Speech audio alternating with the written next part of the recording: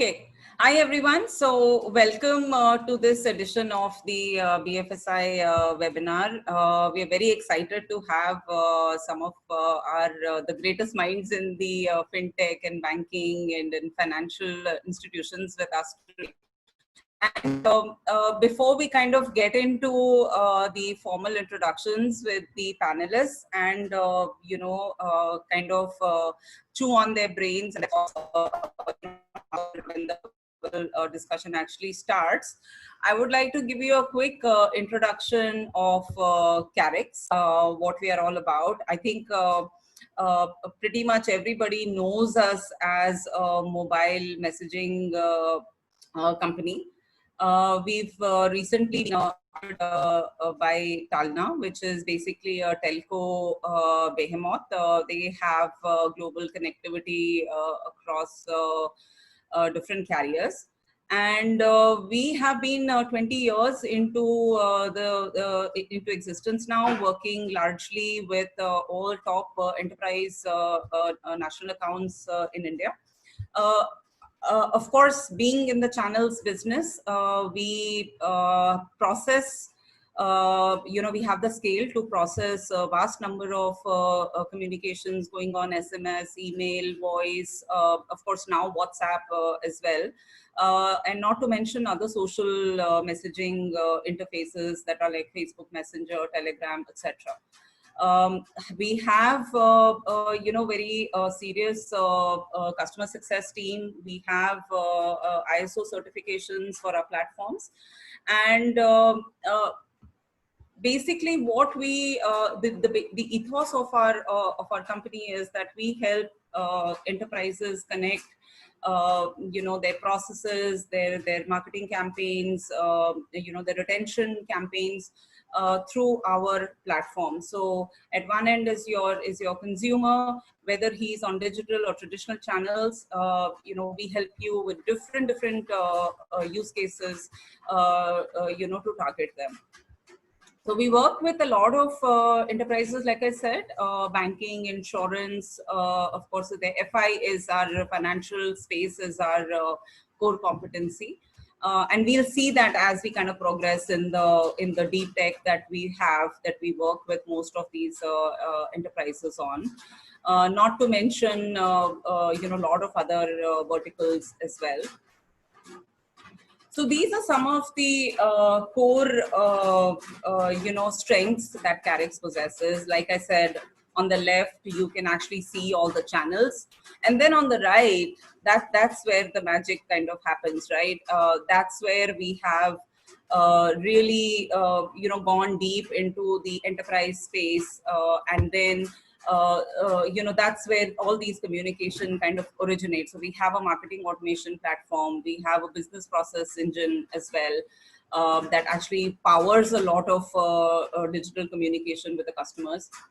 We have a flavor of chatbots, which we deploy right on top of BPM, so that we don't have to build apps. We kind of create an appless layer and we communicate right on the channels. And not to mention, while a lot of it is trying to be structured and then automated and digital, we also have a live agent support, because we realize that a lot of businesses would want to get into the human assist at any point in time when a customer engagement needs it. So I'll quickly walk you through the, if you look at this, I'll quickly kind of on the right, if you see the last three, which is business process automation, actionable bots and messaging and live agent chat. All of this is actually combined into what we call the appless stack, that we have. And when we talk about appless stack is, we know that native apps are going to stay, right, with most of the enterprises, and especially banks and FIs kind of, focusing on a lot of web and app engagement. But we also know that there are a lot of micro experiences and micro engagements that you cannot put on a native app, right? And you need to communicate that still with that much richness in terms of content, in terms of relevance, in terms of personalization. So how do you do that, right? That's where our actionable messaging platform comes into play. This is essentially connecting your legacy tech, with your channels. So whatever is the process automation, whatever is the digital engagements that any enterprise is kind of thinking of, how to automate and how do I drive a user action out of this process without having to build it in, inside an app. That's what we do. We actually completely eliminate the need to have an app and bring that process right on the channel. And that channel is could be SMS. Through a Bitly link, we actually, initiate a botified interface where, and it's not just a regular bot interface. It is supported by forms. It is supported by QR codes. It's supported by actually HTML, which a lot of bots don't do. And really provides a very rich interface for the users to interact. So it's exactly like an app interface without an app on a PWA. So it's like it's rendered on a browser, but in a conversational timeline manner, so that the user doesn't have to go back and forth like a traditional HTML5, but it is more like a conversation. And we've actually enabled everything here on the interface, including a live agent if required to be brought in. So, very simple communication. For example, we get notifications like, hey, you've made a 10,000 rupee credit card transaction. Would you want to convert it into an EMI, right? So I can actually convert it into an EMI using this interface. So this is a very interesting campaign that we just finished doing yesterday. So while I was talking on making SMS interactions richer with a botified interface, we're actually creating similar interactions on WhatsApp. So what we did was, there was an ask from AU Bank. We actually did this for AU Bank yesterday. It was a phenomenal success, by the way, a completely unprecedented kind of responses we got. And this was basically creating a greeting card on the fly. So this is what what I was talking about, right? Let me just quickly walk you through. So this is the Appless tech that I was talking about, where you have the the backend legacy tech powered with our workflow engine and talking directly to the channels. Can you guys see the deck now clearly? Okay, great. So this is some of the ways where our process engine or a BPM is actually powering the messages. So let's say, for example, if I have automated, I was giving an example of EMI conversion, right? Or a customer onboarding. Let's say, for example, today, traditionally, what we do is we'll have a customer give a missed call.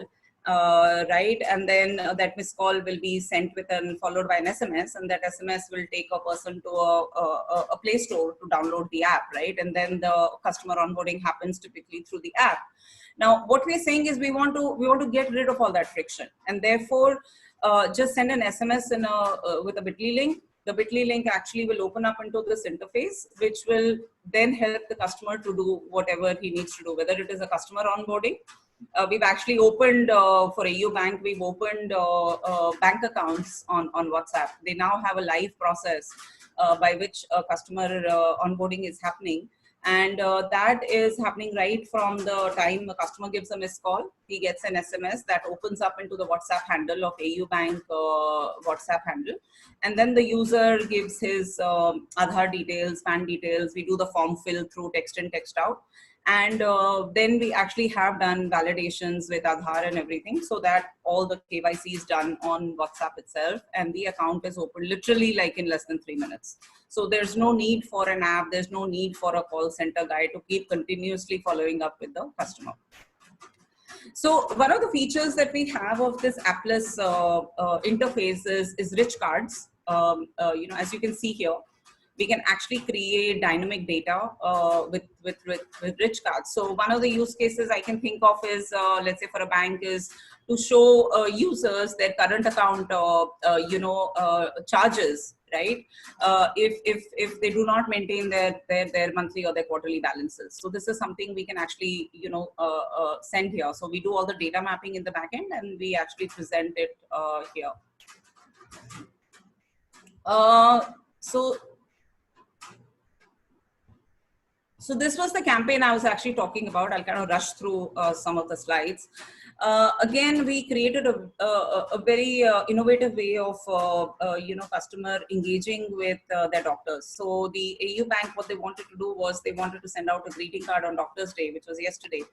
Some of their users or not or new to bank or ETB, any of the users could actually send a message to this number that is printed here, and then their WhatsApp journey would start. So they would enter the doctor's name, and they would enter their name, and they would enter the phone number of the doctor, and this personalized card was actually rendered within WhatsApp on the fly. So that's something that I was talking about, the rich card functionality that we have, that we actually show on SMS, on WhatsApp, or any other channel, Telegram, Facebook Messenger, anything.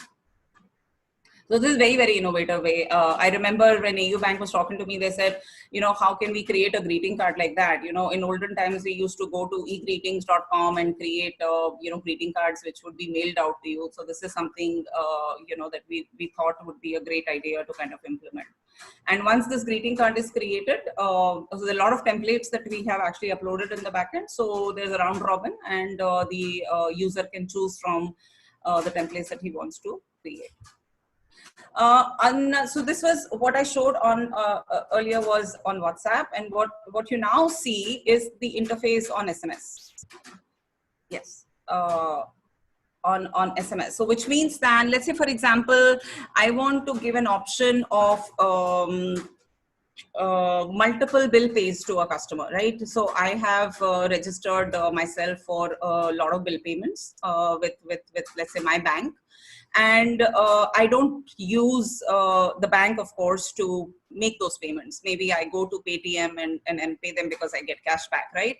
So how does the bank engage with me as a user? How do they prompt me to sign up for autopay, right? So one of interesting ways was that we actually take a link and remind the customer that, hey, now you can, these are the bills that you have signed up for, and would you like to kind of autopay? And this is how we render it, exactly the same as an app, right? So this is actually rendered in a botified interface with us. We work with HTML and a lot of other features that we have within our patented infra framework.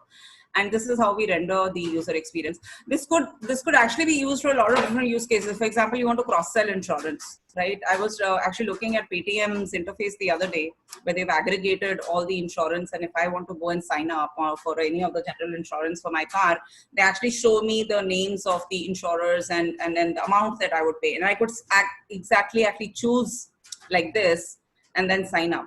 So I'm saying if I wanted to engage their customers and then do something like this on just an SMS without really, making it through an app, this could be very easy to do.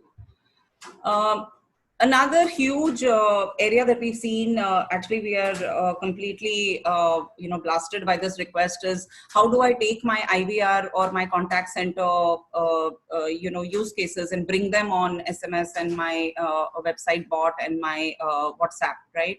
So that's something that we're actively doing. And it's not just a structured bot. It is not just a dead bot or a FAQ bot or it is NLP driven. And then we also have a live agent at the back end and a process management in the back end, which can actually do a lot of hand-holding, for the customers.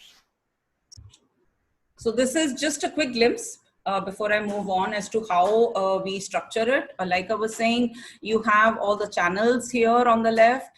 Right, some of them are verified sources, some of them are kind of unverified. And when I say verified, I mean they're core to the bank, net banking and mobile banking kind of interfaces, and all these interactions we kind of power using our digital automation framework. So we have all of these components, right, which actually talks to the various databases and legacy tech in the backend. And and these are some of the things that we have. Document management also within the platform, which we support through our interface. So a lot of interesting use cases can actually evolve out of this, and we have started powering a lot of actually innovative things that a lot of IT and Digi guys have come back to us and said they want to kind of experiment and then make a lot of communication with the customers contactless. So ours is a very low code platform. We offer all the bot interfaces are all drag and drop. Even the backend process, if you look at it, is completely integrated. So we have a task management, we have a case management, we have like I said, a document management, a live agent queuing, and skill-based routing. All of that is available. A process monitor as well. So all of this is drag and drop, really no hard coding. So your go-to market and the agility, what we bring on the table is that if a customer brings a use case, we can actually go live in about less than 60 days, 45 to 60 days. Zero installation, we are on cloud, we are on-prem deployment models. We are integrated with AWS, we're certified on Azure. A lot of banks are actually, one of the banks is actually using it on Azure and the other on AWS. So very, very versatile. And of course, some of them go on-prem. I mean, it just opens up the window for a lot of contactless use cases, right? We've done CASA for AU Bank. We are also looking at some lending use cases now on WhatsApp. So we also have a framework for an LOS, which means a loan origination system. So we can not only take the input from the users in the front end, but actually process them in the back end, with the same agility that we have in the front end. Like I said, anytime we need to connect to a human agent, remote, we have an SDK also. So in case some of your call center staff cannot make it to, to the place of work, they can actually service the customers, from home. So that was one part. That was the business automation part that we were talking about, and then digital, engagements platform that I briefly spoke about. I will quickly run through our AI predictive marketing platform that we also have. So one end, of course, is really business process driven. This is more marketing and retention and acquisition driven. Basically, this is a complete campaign automation and a marketing automation, and now also a complete predictive marketing, which is ML AI based analytic platform that we have. The analytics part and the predictive part is actually getting launched, by the end of probably next week, as we speak. And we power a lot of brands, e-commerce, Swiggy, Nykaa. We have a lot of FIs with us, securities, Reliance Securities, Motilal. We have a lot of insurance companies with us. We power use cases with India First Life and iPru. So lot of interesting things we're kind of looking at in terms of data modeling, and in terms of what kind of user journeys can be looked at, how do we profile the customers and fine tune the journey for today's times.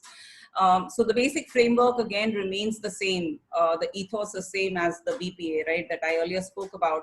How do we bring in data which is siloed and be used more effectively to drive higher retention and acquisition journeys, right? That's the whole thing behind this. So whether we are looking at app interfaces or app journeys, whether we are looking at web journeys, we actually go through the entire spectrum, or even offline data, for example. So, with traditional offline, online, I know a lot of marketing automation platforms are great when it comes to offline data, online data, right? They can do a lot of things, but when the complexities are there in terms of how do I take in my offline data, how do I take in cost data, how do I take my ATM data, how do I take a lot of data which is there in Excel files, right? And when processed manually, how do I upload that and bring that to a single interface which can be used by marketers to drive campaigns? That's what Gamooga's USP is. We help personalize campaigns, whether it is on web. So we have done deep personalization, even of the real estate of the website. So if there is, if let's say I'm a customer who's interested in a certain brand, or I'm looking at a particular stock, or I look at a certain, stocks only, then the next time I log in, I will actually be shown recommendations to buy or sell, those particular stocks based on my interest, right on the website. So we can actually personalize the journey on the web and the app for the users. Not only that, if I have, let's say, affinity for certain offers, or affinity for certain brands, right? The way we handle our, the profiling of the customers and the way we segment it in the back end, that personalization can actually be rendered seamlessly. And this personalization not just limited to, the digital channels, because we are also a channels company, and we have the SMS, email, WhatsApp, all these channels native to our platform. We can actually send out very contextual and relevant information even on an SMS or an email. And then we've got all the campaign management tools built in, so you can actually automate a lot of your channel and actually see your channel ROIs, which today again is a huge struggle with a lot of enterprises. We have a lot of optimization features within the platform. And of course, we've got, like I said, now we're also launching our complete predictive module. So a lot of deep analytics built into it, with the entire data warehousing and capability applied on the ML logic. So this is like a visual canvas for automating the engagements. We talked about personalization at scale and how we're kind of automating it via all the machine learning algorithms in the backend that we apply to data, and then of course all the analytics that kind of comes out of it. So the beauty of our platform is that, like I said, we do offline, online both. So not only are we looking at SMS and email, but we also do web notifications and app notifications, push notifications. So in fact, we take pride in saying that we actually can deliver push notifications up to almost 85-90% accuracy, even to Chinese handsets, which a lot of other companies kind of struggle with. So and we have a way around of how we do it. We'd love to kind of speak to you guys later on, but so we cover web banners, web push, app, SMS, email, WhatsApp, whatever channel it is. All engagements are kind of covered with us. So these are some of the case studies that we worked with a lot of brands. These are some of the use cases that I just put together quickly, put through how do we do price drop campaigns, how do we do back in stock campaigns, all in real time. There's no lag. How do we personalize web pushes, how we do cart abandonment, of course, is very, very standard. But how do you do product review campaigns, right? If I have an intent to buy something, the first thing I will do is actually see a product review. So a product review is actually seen as an intent to buy, and therefore the user journey is kind of mapped. So we do a lot of intent identification and then trigger the journeys like that. We've done a lot of brand affinity campaigns, and then the way we've configured data and the user journeys to get there. Highly complex integrations, whether it is your inventory management, whether it's your inventory at your offline store, and what the customer is viewing online, and how it kind of comes all together. Really, really easy to architect with our platform. So these are some of the things that I quickly wanted to give a brief preview of. And yes, Soumya, can we now start with our panel?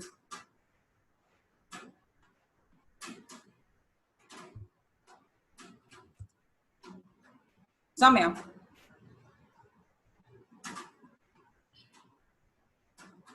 Yeah, ma'am, you can start. Okay. All right. So I welcome all of you. Vinod, you actually joined in a little bit late, so we were, we kind of met up. So we have KV Deepu, of course. He heads. I would let you guys introduce yourself, because I don't think I'll do the honor or the justice.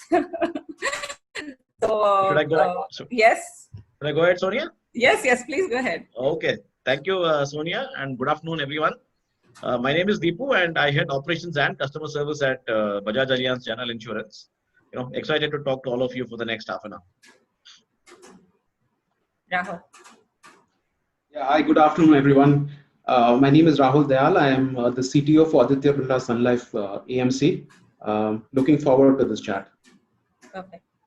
Hi, myself Vinod Kumar. I head IT, the CIO for Fino Payments Bank, and also I'm heading the administration for the bank. Nice. Okay, good.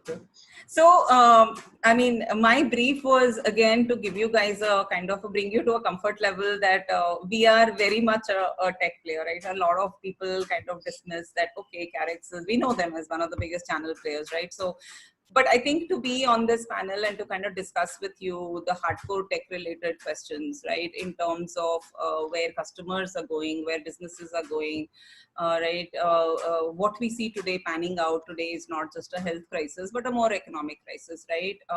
So, the buzzwords are digital, right? Contactless, right? And we hear so much jargon around let's move to cloud. We hear about, okay, every web page that you go to of any tech company or a software company will say I'm AI driven, right? And a lot of these buzzwords are there. So how do you kind of, Deepu, let's start with you and understand. So how do you kind of recognize what is really important for you as an organization? How do you map these technologies, whether it is, let's say, blockchain or AI or RPA, right? Some of the, because digital transformation is very, very loose, right? Very, very loose. And what have you done, let's say in the last 2 months, that has been completely kind of life changing for the organization or in terms of the business models that you have adopted? Right. Thank you, Sonia. I think like you rightly asked, I think what we do is, we basically identify the use case first, and then, we have a business owner, because it always starts with the customer, and then, we fit the technology, the right one, which can basically help us, satisfy this use case.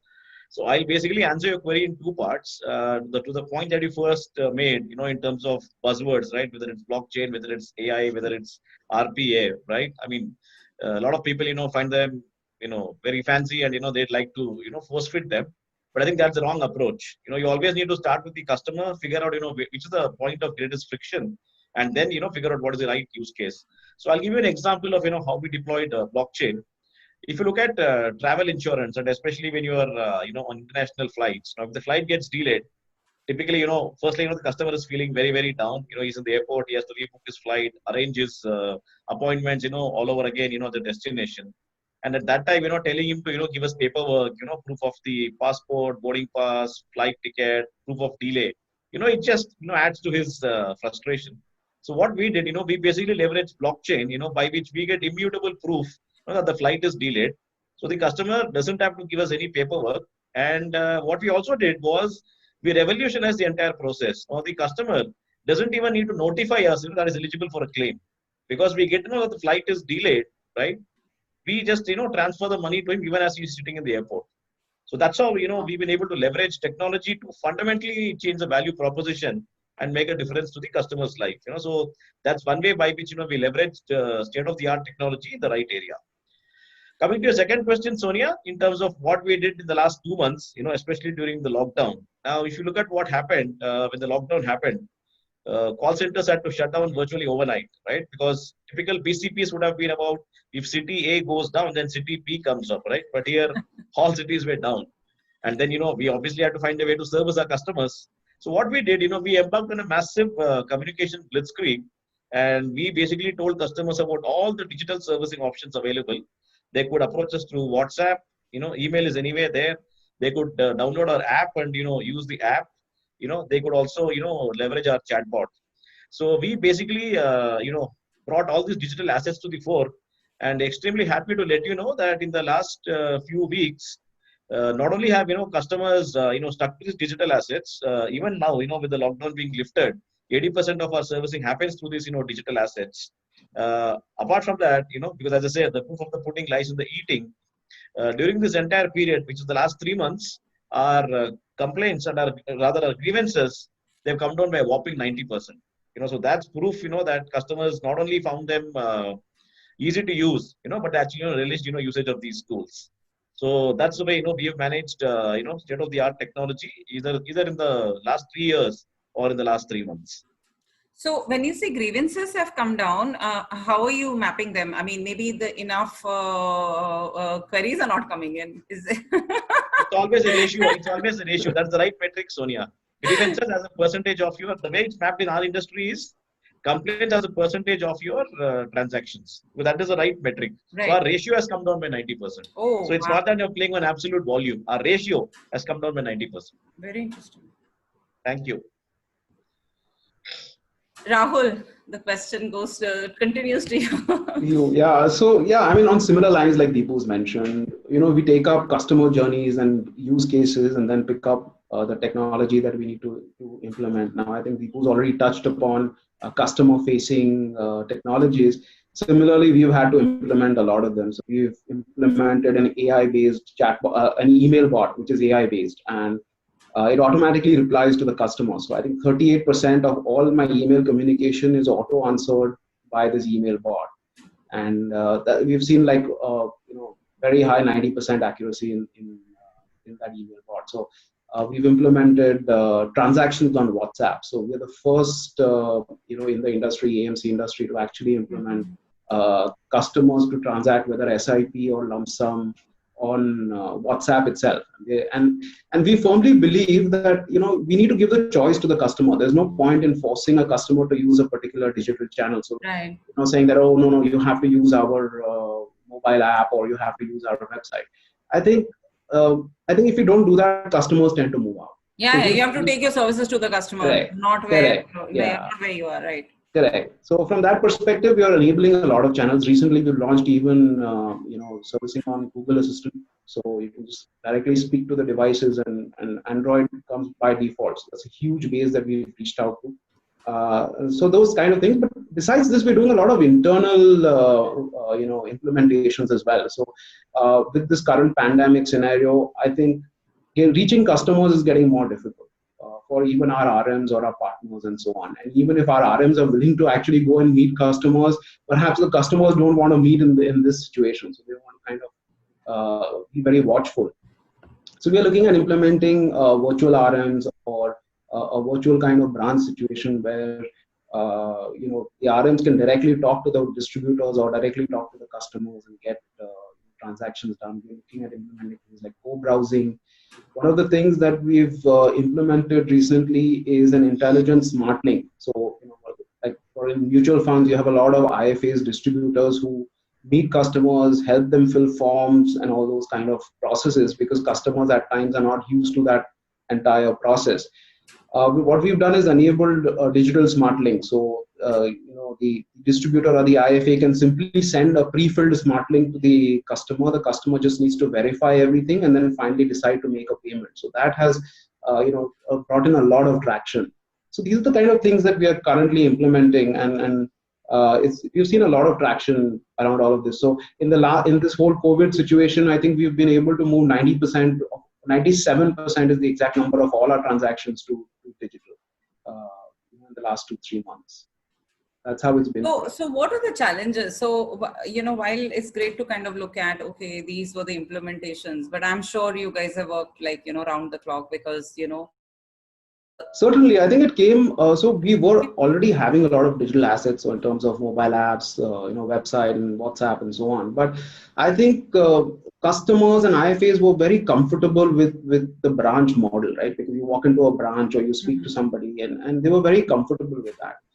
And with this whole lockdown, I think the challenge that we faced was that while our businesses were running, the SEBI mandated that we do this only on the digital platform. So for us, the biggest challenge was to enable every transaction possible on a digital channel. I think the first few days was a bit of a challenge getting that built up, but we were able to do it. So now I think 100% of our transactions are available on digital channels, and for customers to opt for anything that they'd like, that they were earlier doing on branches, they can do it on digital channels as well. So yeah, and of course the other channel, like we touched upon, is the contact center. No more functioning. We had to ensure that we enable them remotely. We had to get into cloud telephony and so on, so that we could enable this, which was very quickly done. And for important piece for a mutual fund or an AMC is that we're supposed to record everything because there are large value transactions and so on. So we were to enable recording of these, which had to be done extremely quickly. So the first few days were a bit challenging, but what worked in our favor is that we had already implemented VDI and virtual desktop environments, etc. So work from home was a breeze. We were all ready for it. In fact, even before the lockdown was announced, around the 14th or 15th of March is when we did our dry run, preempting that something like this might happen. So we were actually working from home from the 14th or 15th of March itself, just to ensure that we are ready to serve our customers. So we have a clairvoyant amongst ourselves. Okay, Vinod, over to you. So for you, the question is going to be a little bit different, because I know that you work in a slightly different space, in the sense that your target audience is very different.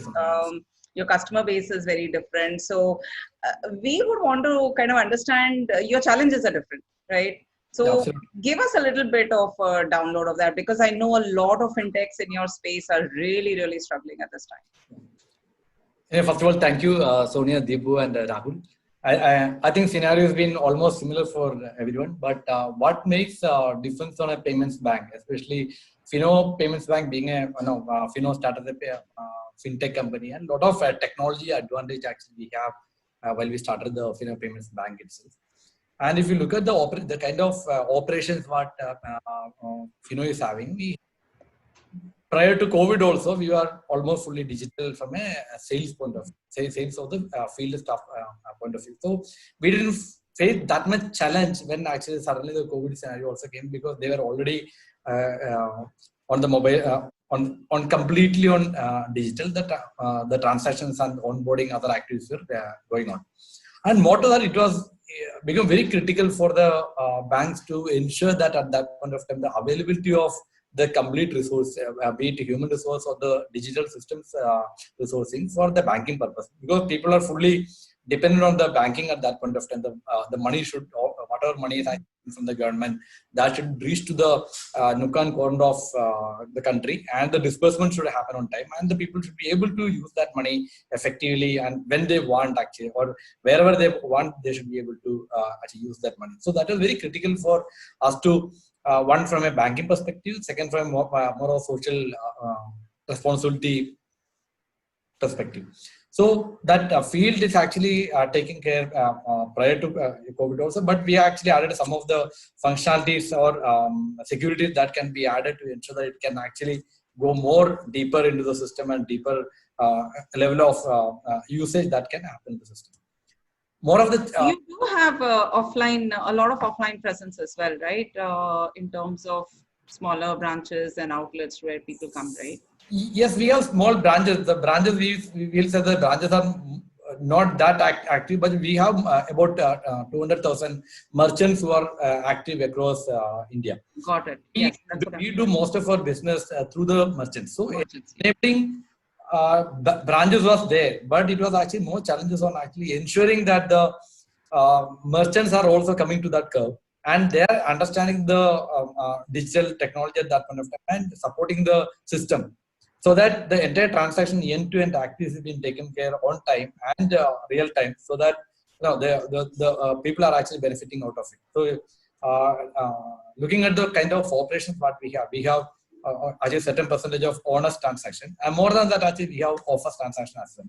So maybe one of the villages in Bihar or UP or Kerala or anywhere, the people having account with some other bank, but they want to withdraw the money at any point of time. So they come to Fino merchant and they take actually withdraw the money through APS.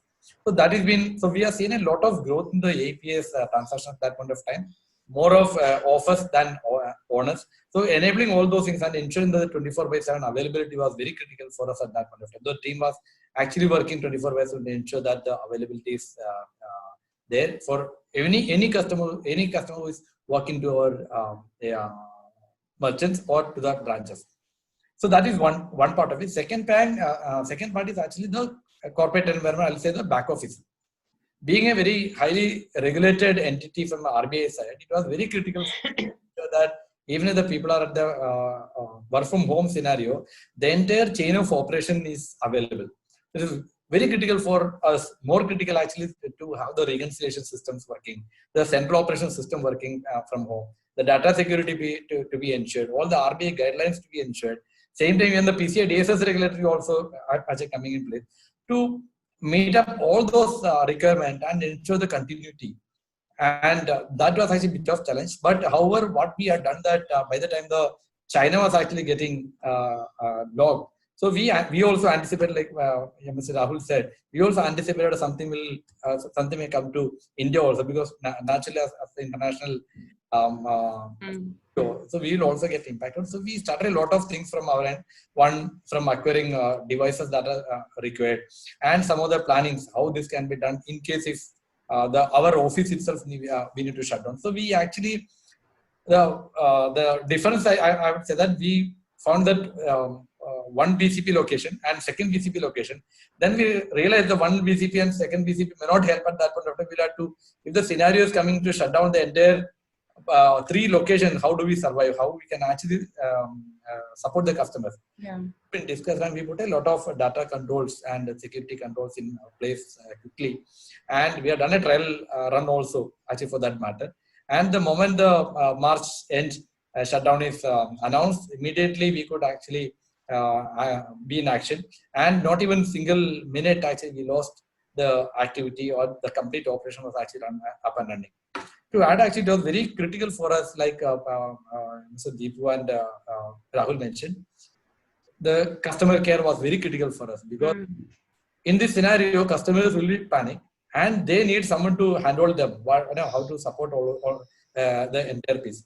So there, actually, we had the merchant, 200,000 merchants one end, and other end, actually, the entire customers were actually getting service through them. So and how was this happening? What tools did you use for that? I mean, how did this interaction was it facilitated? So we had that actually the plan in place. The entire contact center activity was outsourced earlier.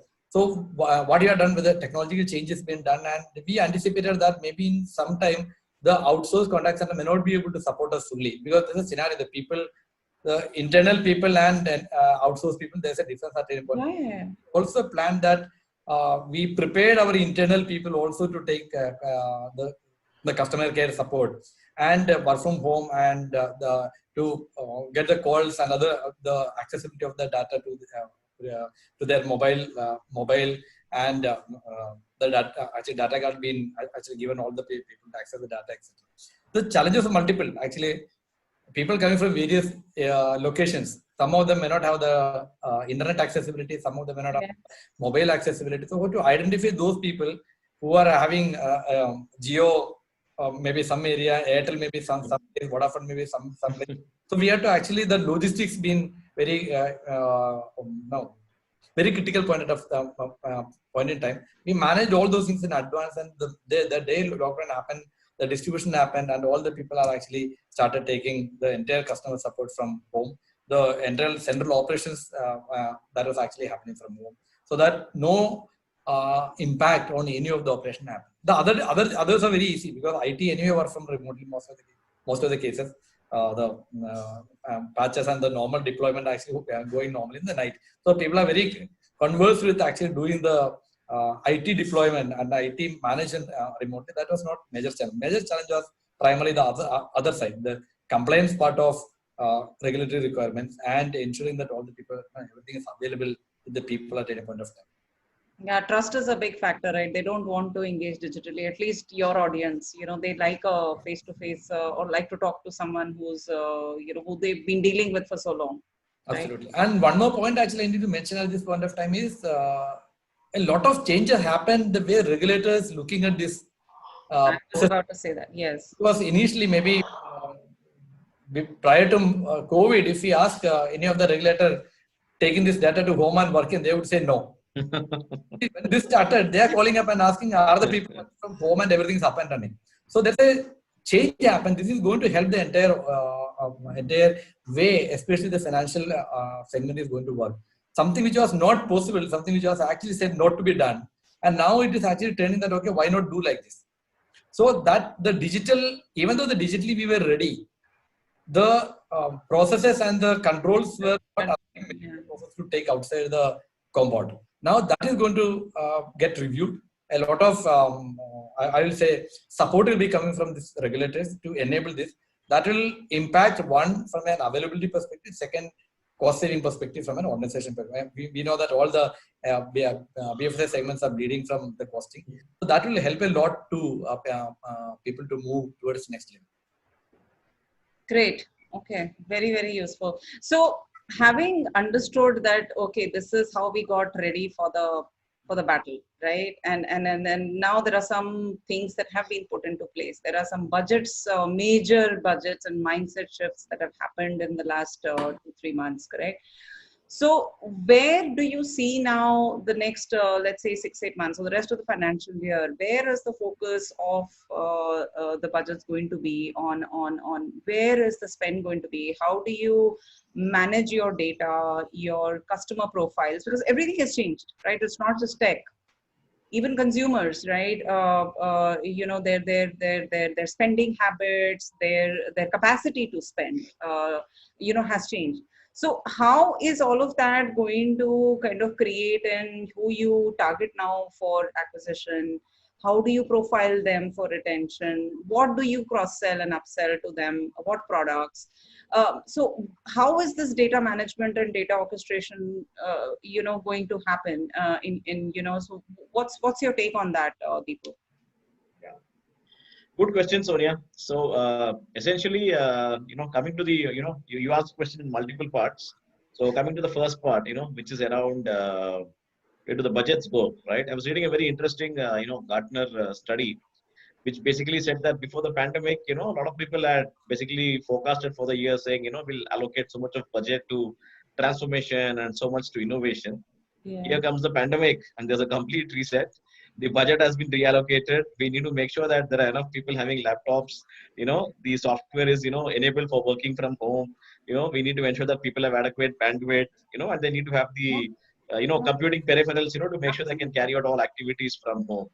So what Gartner has forecasted is that, you know, this year, you know, initially at least, IT budgets across industries will be recast, you know, in favor of, as they say, you know, keeping the lights on. Okay, that's the first major point.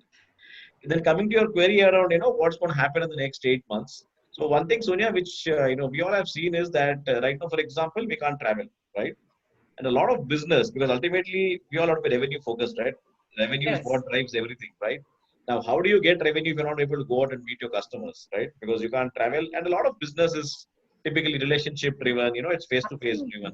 So I think everybody, you know, is recalibrating his own skill set to figure out how they can now do contactless sales, because you have to now talk to people, you know, on you know, digital collaboration tools. At the same time, you need to revenue, you know, generate revenue.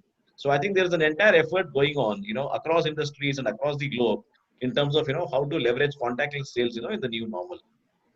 Now, moving from revenue to the very interesting. So you're talking about new skill sets, actually not just in what we used to say IT, but now you're saying even sales has to kind of, yes. Yeah, very interesting point. Yeah, and now Sonia, coming to the servicing side, right? Now, what's happened is, you know, thanks to COVID, people are very wary of touch.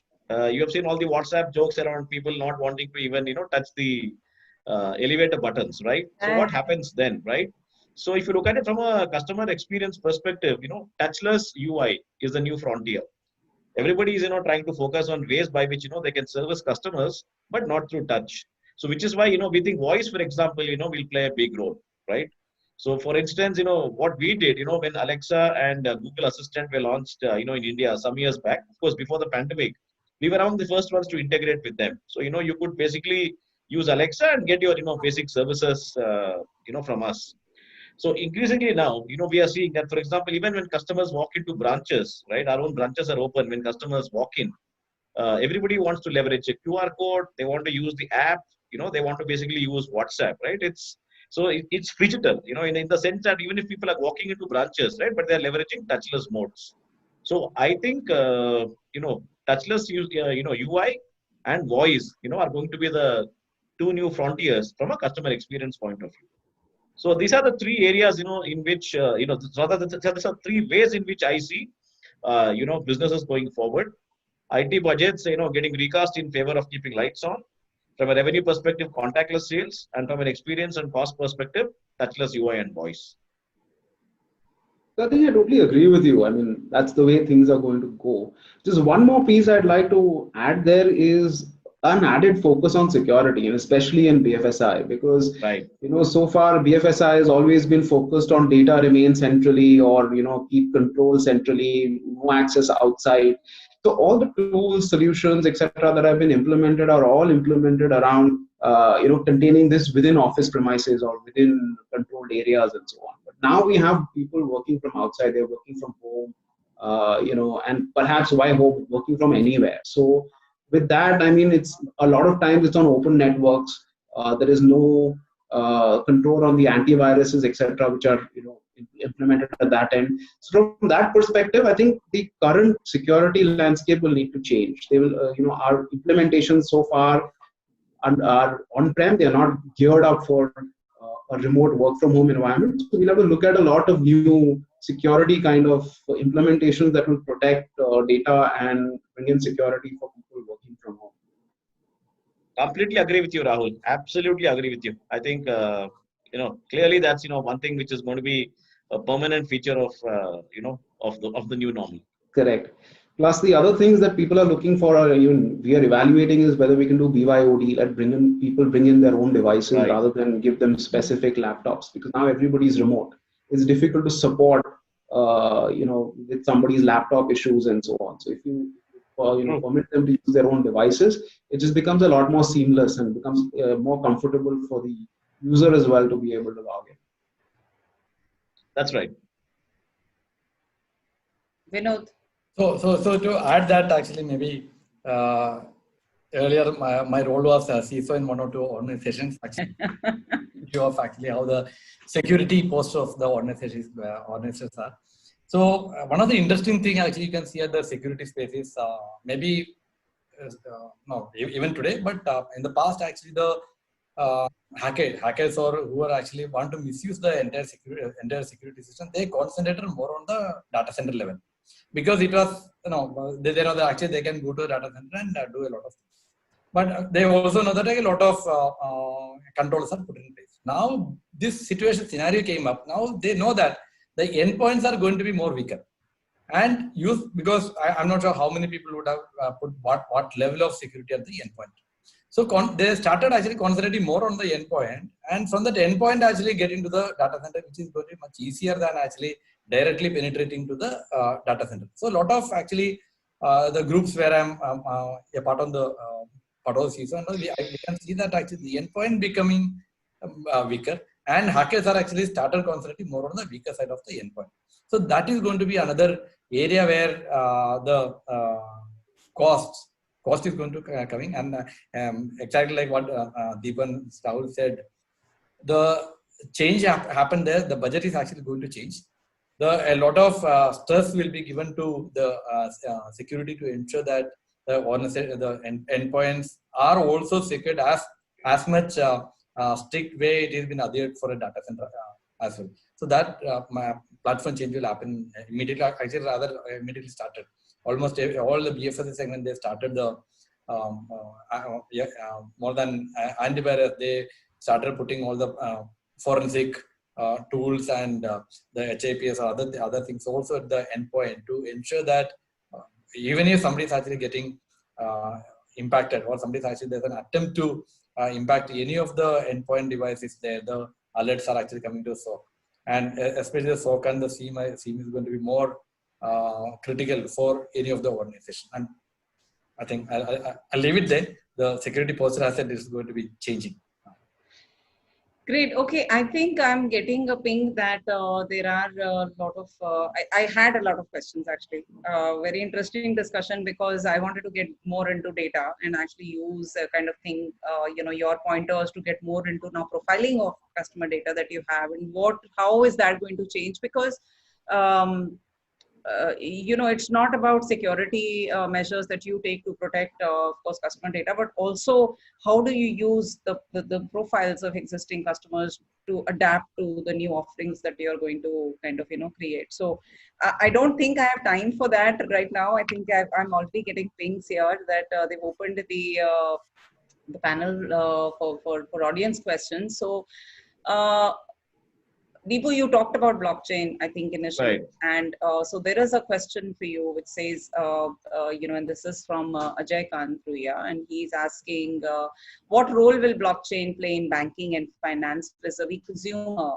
Right? So he wants to understand, and he's from Allstate. So he wants to understand what role, how did you what have your learnings been, and where do you think this is going? Right. No, it's a good question, Ajoy. I think a lot of people have been asking about, the role that blockchain will play. See, you have to pick, specific use cases. So I basically gave you an example wherein we told you how we revolutionized, the entire claim settlement process, when we launched blockchain for claim settlement, 3 years back. Now I'll give you a couple of other use cases. One is, for example, let's take COVID-19, right? People are basically, distributing, food, and various other forms of cash and kind, dole to various parts of, to various folks, right? We can actually leverage blockchain through the entire, value chain to ensure that, it reaches the final destination point and to the intended person. So that's one use case, which people are focusing on. And in fact, there is a whole new article by the World Economic Forum as to how they've leveraged blockchain, in the entire COVID-19 scenario, in various countries. So, that's clearly one area. The other is, let's basically take, let's say, you have a car and, you're driving your car, right? And then let's say, you crash your car somewhere. Now, let's say, that, you're not in a position to, basically reach out to someone. But if you have a device in your car, let's say there's an IoT device, right? Then IoT can work in combination with blockchain, whereby you could have a smart contract which gets triggered, when the car crash happens. So the process can get automated. And this is actually a use case which, some players have explored globally, by which, then the entire, claim settlement process, comes into play. So I've that's, heard another... Verizon is trying to do this with Allstate in the US. Right. So then, it's his own company as well, right? So thanks, Sonia, for, bringing that, link together. No, I've read about it. So yes. Right. Then similarly, if you take public blockchain, right, where, you have a lot of players coming in, if you look at trade finance, a lot of players are coming, involved, across borders, right? So they all can leverage, DLT, which is basically distributed ledger technology, which is what basically blockchain is, right? To basically ensure, that they can, do, reconciliation faster. If you look at claims, right? Today claims, customers approach, individual companies. If you have a database and if it's all there, then the reconciliation can be faster. You can catch frauds faster. So there are plenty of use cases. It requires willpower and it requires, players to collaborate. These are the two principles. If that happens, you'll have a point of inflection on blockchain. So bringing this closer to let's say the BFSI, we can have even a blockchain for KYC, which is yes, a challenge across all the financial institutions, right? And it's mandatory. So that's something that people are also working on to figure out whether they can be like we have a central KYC registry, whether that can be on blockchain and then leveraged by all the BFSI participants. Absolutely. Absolutely. The next question is how relevant it's from Sujata, and she's a business head percipient. And so her question is, how relevant is real-time customer analytics playing now in the current environment across insurance and retail banking? So this is something I'll open for all three of you to answer. Very, very relevant question. But I wanted to actually speak about data, right, earlier on. So Sonia, go ahead, please answer. I think you can answer it. They don't want to hear me, they want to hear you. They want to hear how you guys are implementing it. We're tech providers. You guys are the ones who are implementing on use cases. So since I answered the previous one, I guess, Rahul or Vinod should take this. Go ahead. Sure. So I think it's, data is becoming more and more relevant because until now, we like I was mentioning earlier, we're very used to customers walking to the branch model and so on. And we're seeing a lot of change in the way the customers are transacting with us. So if you look at our mutual fund, we had most customers above 45, they would generally prefer coming to branches and so on. And the last 3-4 months, we're seeing a huge change. We're not only seeing a lot more investment by some younger folks, but we're also seeing all the 45 plus getting more tech savvy. They're using more tech platforms, and depending on branches or even IFAs for that matter. So we're seeing that huge change. To give you an example, we had just about, in the last 2 months, we've had about 50,000 customers, new customers, who went in on the digital platform and did video KYC. And that we haven't seen so far. It's probably double of what we've done from let's say January to April. So we're seeing a lot of change. This brings in a lot of data for us to analyze and to see how we can target these customers a lot better. So now it's not only data around what we already have, but also behaviors of customers across these different channels that they're transacting with us. And using that real time, we implemented various marketing platforms which do real time marketing, capturing typical email open rates and SMS open rates and so on. So that's one part from the customer's angle. But there's also a lot of data that we're getting from our distributors, from our IFAs, the way they are transacting with their customers, to help them to transact with customers a lot better. So like I was mentioning earlier, there's something that we launched called the Smart Link, which we saw from the data is that a lot of these IFAs were not able to transact because they were not tech enabled in that sense, because they're just kind of consulting individuals. So we had to enable those kind of tech platforms for the IFAs to actually service customers. So all this was actually derived from the data itself. And I think it's now becoming more and more important to analyze all this set of data rather than just looking at the customer data or just looking at the cross-sell from existing base. It's becoming very important to see the customer's preferences to transact, which channels they prefer, and then market accordingly. So that's what we're doing at the moment. Okay.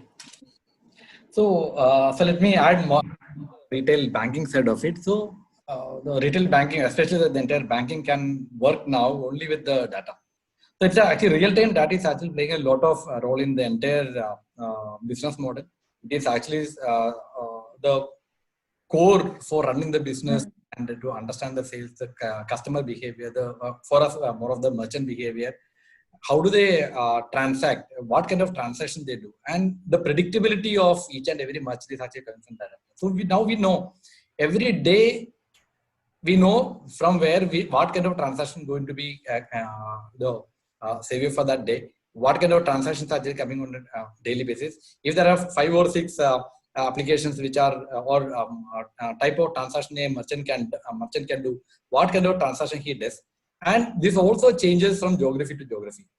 Today, if AEPS transaction is actually more coming from southern region, maybe because of some other thing, some other benefit or some other operational requirement is there, maybe in a different region it is going to be a micro ATM kind of transaction. So we understand the entire transaction behavior of merchant and customer from the real-time data, and we take calls accordingly to what needs to be pushed at where, and how we can actually increase our volume of transaction in which region.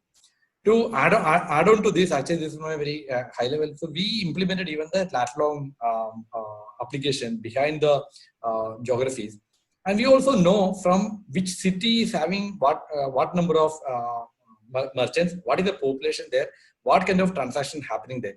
So it is actually helping the bank in a real time to understand actually where we need to focus more, where we need to create more merchant network, or where we need to actually go for what kind of product actually should be pushing to which region. This entire action is actually done fully from the data analytics. That is real time, because every day we need to know actually which region needs to be focused that day.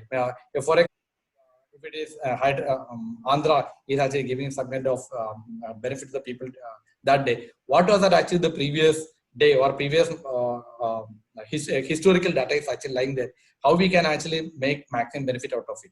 And predictability, the entire thing is actually from the data now. So gone are the day for the banks now that in a branch, this is going to the footfall, normal footfall, we do something, and the revenues will be happening automatically. That is actually gone now. Now we need to understand, we need to predict actually what needs to be done in which region, which area, on which day, and which hour also. The pattern is actually changing. Every day pattern changes.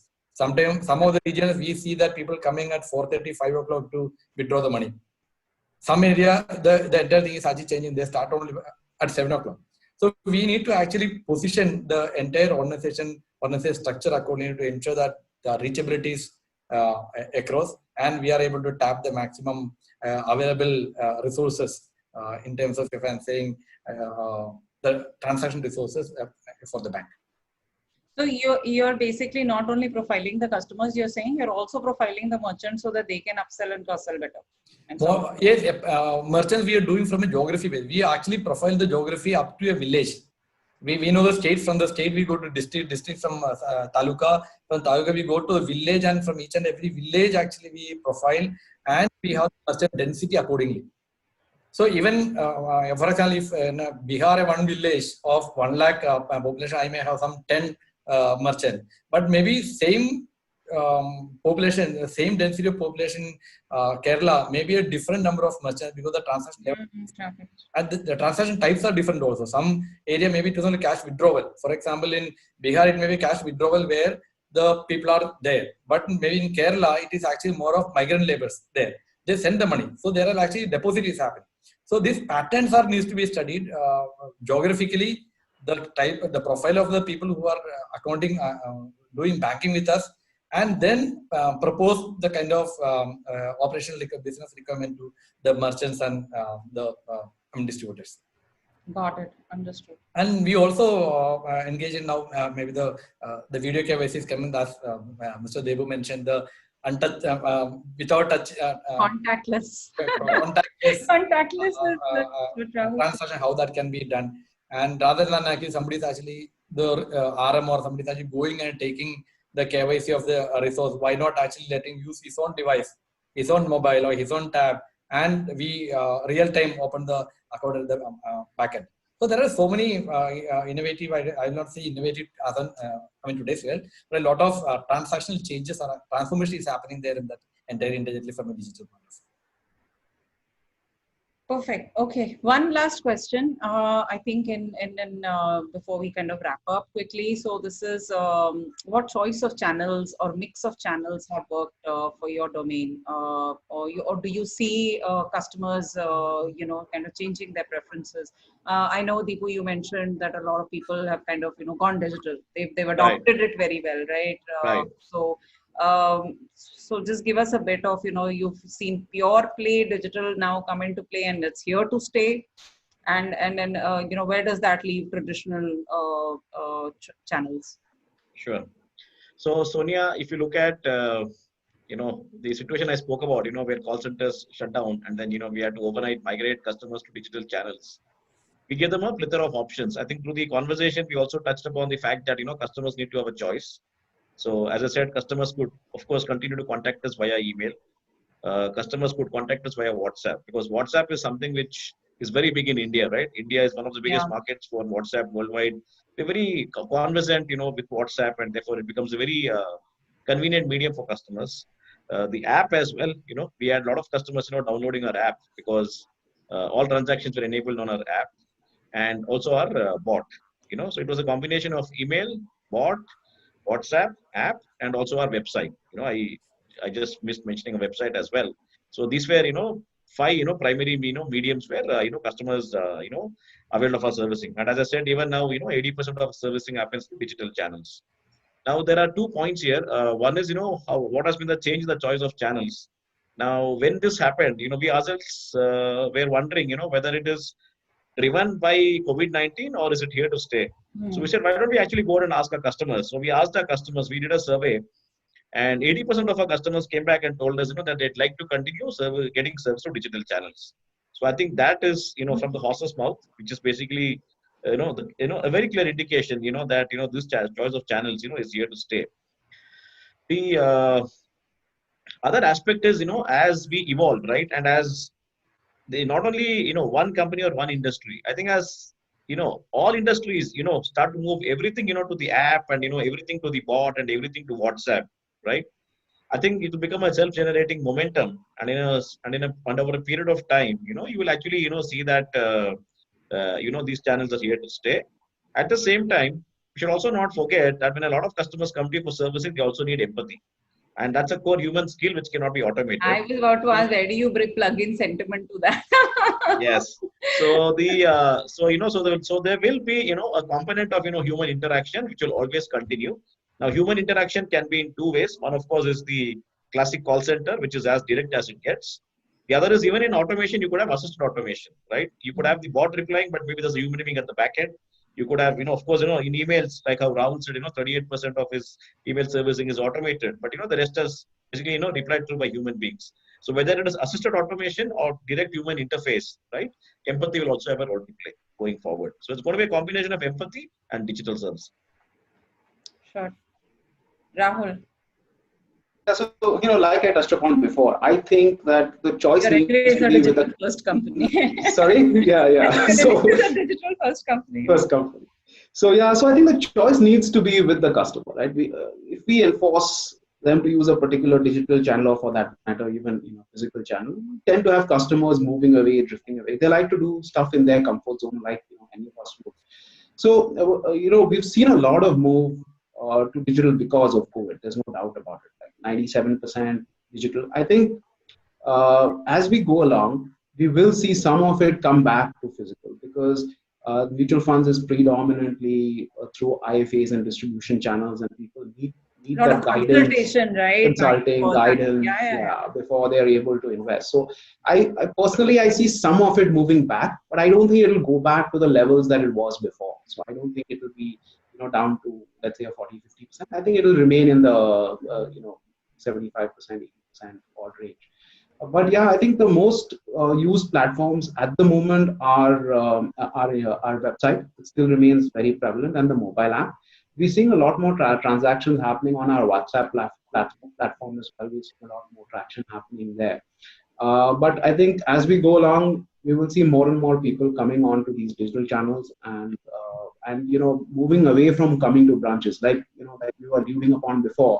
People are just, with this pandemic, not very comfortable with coming in personally, personally in touch, and so on. So I think that's where, in my view, the numbers will lie around 75-80%. We'll wrap up with your answer. Yeah, I feel for the banking, customers are actually more preferring the digital channels now. There are one or two reasons for that. One is a psychological a part of it. They trust when they are able to do something, because they know that the moment banking, they are going to somewhere and doing something, rather than actually, I have mobile application and I can do my transaction at any point of time at my will. So that is that is giving him that empowerment, and actually, the freedom to do the anything, anytime, action, anytime, from anywhere, and the trust, because a lot of frauds are happening in the field. So the moment actually he's feeling that yes, I can do that, then they say, oh, I don't have to depend on those people. So they will try to continue as much digital transaction they can do. And it is very surprising if you look at the statistics, where we think that the rural people are not tech savvy, or they don't want to go into much of digital way of transacting, which is actually absolutely wrong. The people are absorbing, or they are welcoming the digital movement. The moment you are actually giving a mobile app and ensure that they are able to do that transaction with very ease, without much of effort, they adopt it very fast. And once they adopt, and they will not come out of it. And our maybe some 97 to 98% of the transactions are coming through the mobile app.